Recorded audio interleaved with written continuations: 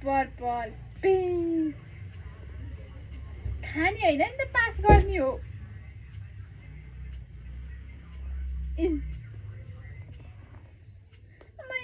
त्यता चाहिँ हेर्नु पर्दैन है कति न ए गुडुली गुडुली गुडुली गुडुली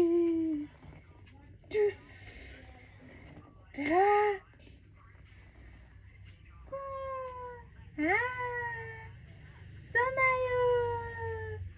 समायो छोरीले समायो